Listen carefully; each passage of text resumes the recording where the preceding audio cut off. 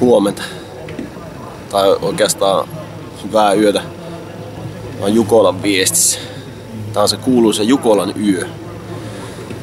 Kello on jotain 2. Ja mä oon kohta lähdössä edustamaan Hernemäen Porinaa Jukolan viestin 3. osuudelle. Todistusaineisto.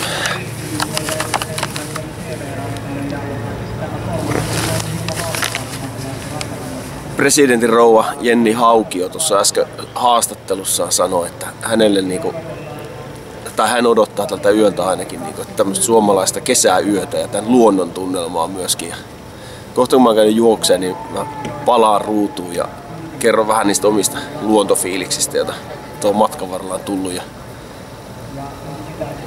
vähän yleensäkin tästä suunnistuksen tuomista luontokokemuksista. Nyt mä lähden valmistautumaan. Peetu on metässä ja tuo meitä ihan siellä varmaan 300 joukossa vaihtoon. Me pääsemme aika kovaan seuraan siellä. Taas on yksi Jukolan viestiosuus juostu. Oli 3. osuudella Kuopio-Jukolassa ja hienosti meni. Rastit oli just siellä, mihin ratamestari oli ne laittanut. Oikeastaan niin sain just sitä, minkä takia mä näitä Jukolan viestejä jaksan kiertää. Nyt oli aika mones jo järjestyksessä. Muutama sana näistä luontokokemuksista. Mulle kävi just se juttu, jotka on niinku hienoimpia. Mä olin juuri auringon nousun aikaa, eli noin 3 suomalaisessa kesäyössä semmoisella kallioisella mäen nyppylällä, jos mä näin kun tulipallo nousi sieltä taivaanrannasta. Pikkusen usvasia metsäaukioita ja siellä täällä juoksevia ukkoja. Ja myöskin naisia Jukolan viestissä aika paljon nykyään mukana. Ja toinen semmonen auringon nousu ja näiden usvakokemusten lisäksi, miksi mä tykkään tätä 3. osuutta nimenomaan kulkea, niin on toi linnut. Nytkin mä lähdin liikenteeseen joskus 2 jälkeen ja oli aika hiljasta vielä. Koko ajan lintujen äänet lisääntyi. Metsäkirvinen on jotenkin jäänyt näistä Jukola-kokemuksista mieleen, että se niin kuin nyt tänäänkin, niin sen jotenkin erottaa siellä, vaikka on niin kuin paljon muutakin mietittävää, pitäisi keskittyä siihen suunnistukseen.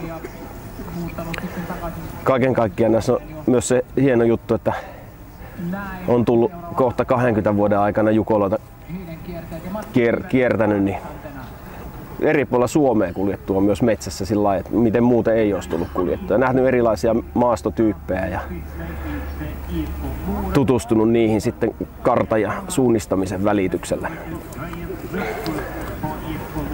Jos laajemmin näitä suunnistuskokemuksia ja luontokokemuksia mietin, niin toinen homma on sitten niin kuin esimerkiksi keväällä sen kevään etenemisen seuraaminen jossakin iltarasteella tai muuten vaan kun me tässä kartan kanssa kulkee. Tai sitten loppukesästä syksystä niin jopa sienipaikkojen katsominen ja niiden kertominen sitten niitä paikkoja kyseleville ja miksei marjapaikat myöskin. Että suonlaidat on varsinkin semmosia, ihmiset kyselee esimerkiksi karpaloista, niin niistä voisit sanoa, että onko vai eikö ja missä ja muuten.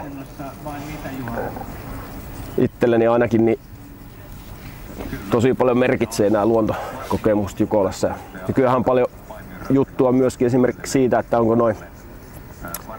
häiritseekö lintujen pesintää tämmöistä massatapahtumaa. Ihan varmaan jonkun verran häiritseekin. Ja kyllähän sitä yritetään tietenkin arimpia luontokohteita kiertää radan suunnittelulla ja myöskin ihan kielletyillä alueilla sitten. Ja yksittäisiä lintujen pesiä voidaan jopa merkitä maastoon.